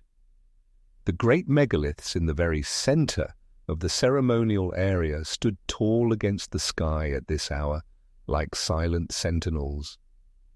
The coldness on the stone's surface, accumulated throughout the night, slowly dissipated, and this damp coolness felt on the fingertips sent a shiver down one's spine. But at the same time, with the approaching presence of the sun, a slight warming, a softening on the surface began. This was, as it were, the stone's own awakening. They too slept with the night, and awakened with the morning. A few individuals from the village approached the area with water-filled vessels. Water was poured from the vessels onto the base of the stones, and this sprinkled water created a faint mist in the cool morning air. This was part of an ancient ritual. Offering water to the stones just before sunrise meant quenching the thirst of the gods. Some elders believed that this water appealed not only to the gods but also to the spirit of the stones. For them, these stones were not just constructed edifices, but living beings. When that moment arrived, as the stars had almost completely disappeared from the sky, a profound silence descended upon the area. Everyone, turned towards the horizon, awaited the first light of the sun. This waiting was a tradition of patience and respect that had endured for centuries. No one spoke, no one made an unnecessary movement. Only the sound of the gentle wind rustling among the stones and a few bird chirps from afar could be heard. In that silence there was the echo of the past among the stones, the silence of people who had stood at the same spot, watching the same sky thousands of years ago. Then, suddenly, a golden light began to rise from beneath the horizon. The sun itself was not yet visible, but as this light struck the edges of the stones, their grey surfaces gleamed as if dusted with gold. Some young people believed this moment to be the smile of the gods. The elders, however, said it was like a promise swallowing the darkness of night. Everyone's eyes followed the golden light as it streamed over the stones. When the sun finally crossed the horizon line, the disappearance of the stars was complete. The sky had now turned completely blue, and all the mysteries, secrets and prayers whispered in the darkness that came with the night had given way to the clear, sharp light of the sun. But this disappearance was not an end, but a renewal. For the people, the stars would return the next night, to fall upon the stones once again. Until then, there were tasks to be done in daylight, but everyone knew that watching the stars disappear with the morning sky would leave a deep impression on the life of everyone living in these lands. As the last colours of the night retreated beyond the horizon, the air above Göbekli Tepe slowly adopted the tones of day. The lingering coolness from the night had left a thin film of moisture on the stone surfaces, adding a sharp and fresh note to the scent of the earth. The stars, those silent witnesses that sparkled like thousands of eyes in the sky just moments ago, had faded one by one, surrendering to a pale blue. The faint light appearing on the horizon first touched the edges of the stones, then slowly caressed all their surfaces, drawing them into a new day. The dark shroud of night had given way to a transparent veil of mist. This mist seemed to conceal both the seeing eyes and the thousands of years of stories that passed over the stones. Human voices had not yet fully risen, only the touch of footsteps on the earth and the faint rustle of gently moving fabrics could be heard. The ashen traces of fires from the night were still discernible around the stone circles. In the shadow of some stones, figures crouched against the morning chill, slowly rubbing their hands, turning their faces towards the sun's first warmth. Not a single star remained in the sky. Even the night's most stubborn twinkles had melted into the dominant light of day. This moment was both an end and a beginning. It was the moment when night rituals concluded and daytime preparations began for the people. A few figures, walking among the stones, seemed to focus on the marks on the ground rather than watching the changing sky. The traces on the ground were silent records of movements, footsteps, kneelings, and ceremonies performed around the stones from the past night. Slowly, a small group of people gathered near the center of the stone circles, their eyes fixed on the horizon, waiting. When the first rays of the sun reached the surface of the largest stone in the center of the circle, the carvings on the stone became more distinct. The curled body of a fox, the winding line of a snake, and other animal figures appeared as if in motion with the play of shadow and light. This sight left a deep impression on the observers. Perhaps these figures were not merely decorations created by the hands of stonemasons, but also symbols of the transition between night and day, life and death. As the sunlight rose, the figures gradually became clearer, but the illusory movement of that first moment lingered long in the observers' minds. Other people wandering around the circle as they passed through the shadows of the stones touched their surfaces with their hands, tracing the lines of the carvings with their fingertips. These touches were both a physical connection to the past and a silent belief that the stones were still alive. Some, after placing their hands on the stone, closed their eyes as if wanting to draw the images from the stone's memory into their minds. In these early hours of the morning, the wind blew gently, creating a low hum as it passed through the stones. This hum had a tone that was both comforting and slightly unsettling within the morning silence. The sun had now risen a little higher, and more light began to fall into the circle. The light created sharp lines among the stones, and the shadows deepened these lines. Some shadows completed the figures on the stones, adding new shapes to them. The observers silently followed the changes in these shapes, knowing that they could find a different meaning at any moment. Time moved slowly here. Even small changes within a moment were watched carefully. In the later minutes of the morning, the people around the stone circles slowly began to stir. Some murmured, as if praying while walking around the stones, while others drew lines on the ground with small tools. A little further out from the circle, thin wisps of smoke could be seen slowly rising from the ground.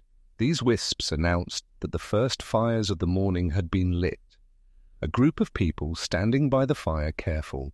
I placed small branches and dry grasses, patiently watching the flames grow. The crackling of the fire was heard as a faint but determined sound against the silence of the stones. Some believed that these fires were lit not only for warmth, but also to greet the rebirth of the sun. The thin smoke above the flames, as it rose into the sky, seemed to head in the direction where the stars had just disappeared. Right next to the stones, some objects had been left on the ground. Among these, animal bones, carved stone fragments, small pottery, and carved bone tools were noticeable. These objects were both material and spiritual traces of the rituals performed here. Some believed these objects were pieces that completed the meaning of the stones and the figures on them, while others believed they were keys carrying stories from the past. In the morning light, these objects appeared clearer and more ordinary than their mysterious appearance in the darkness of night, yet the hands that touched them were still careful and respectful. As part of the rituals, some figures were seen standing for a long time in front of the stones and sitting on the ground in a specific posture.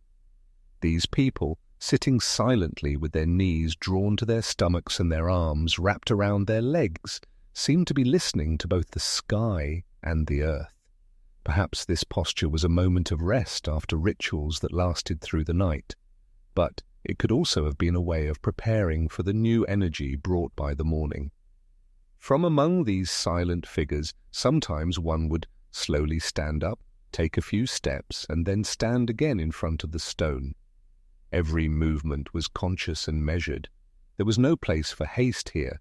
The sky had completely surrendered to the brightness of day. Now the distant hills could be seen clearly, and the shadows of the stones had begun to shorten. The morning, which began with the disappearance of the stars, was now entering the full dominance of the sun. However, people still seemed to carry traces of the night. The expressions on their faces, the deep gazes in their eyes, the slow movements of their bodies had come from the silence of the night.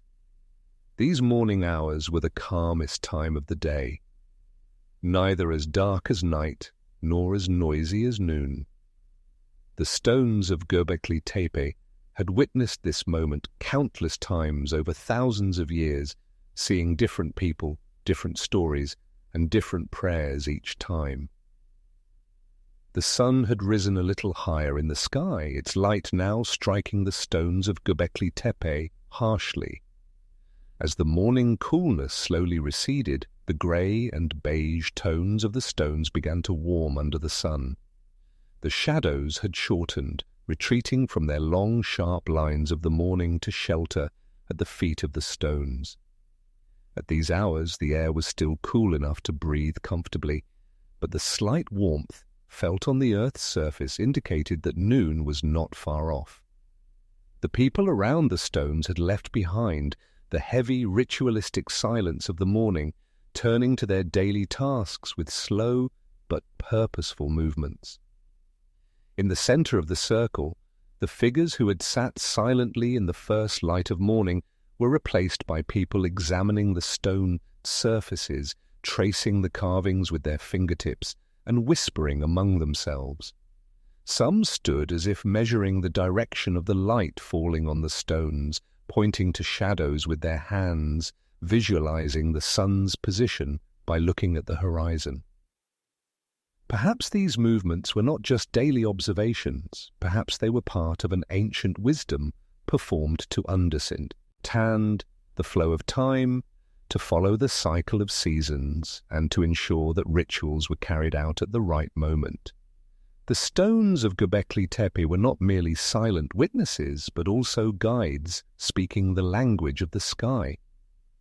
Outside the stones, a little further back, women and young people sat on spread weaves, sorting herbs, roots, and small stone fragments they had gathered in the morning. These small piles arranged on the ground were part of both daily life and ritual preparations. Some roots were crushed into powder and filled into small bone containers, while some herbs were tied with thin ropes and left to dry. The faint, sharp smells emanating during these processes reached the stone circles with the wind, filling the silence there with a different tone. In the sky, the first flocks of birds of the morning flew over Göbekli Tepe, drawing wide arcs. The direction of these birds might have held another meaning for the people here. Some raised their heads, carefully watching the flight of the birds, following their path in the sky with their hands.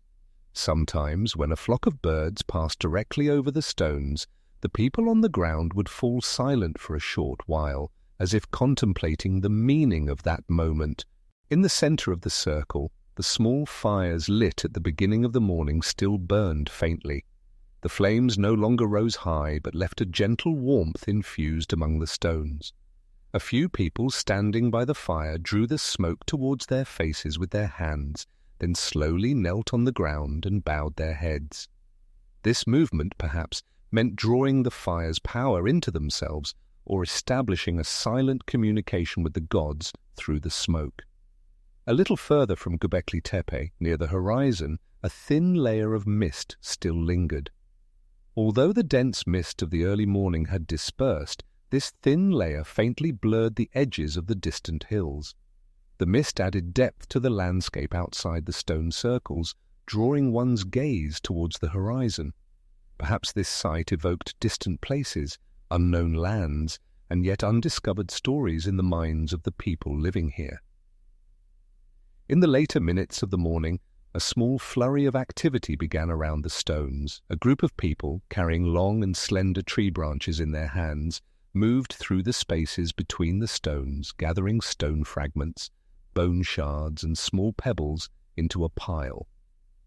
This tidying work seemed to aim both at cleaning the space and preparing the area around the stones for future rituals. Each collected piece was carefully examined. If it had a mark or shape, it was set aside. The sun's position had now begun to shift slightly from directly overhead, and the shadows were once again starting to change. These changes in shadows caused the figures on the stones to appear in different ways. Some figures that were clearly visible at the start of the morning now took on a more mysterious air under the shadows, while other figures emerged as light struck them from a different angle. This variability reinforced the idea in the minds of those present that the stones, etched, like living beings, constantly revealed different facets. These hours at Göbekli Tepe were moments spent neither entirely within a ritual nor entirely amidst daily tasks. It was a time of transition, a time when the boundary between night and day had long been crossed, but the intense pace of the day had not yet begun, offering people the opportunity to listen to both the sky and the earth. The silent language of the stones, combined with the gentle morning breeze, slowly added new meanings to the day. And as the sun rose higher in the sky, the secrets that the stars had guarded throughout the night continued to disappear in the shadows of the stones,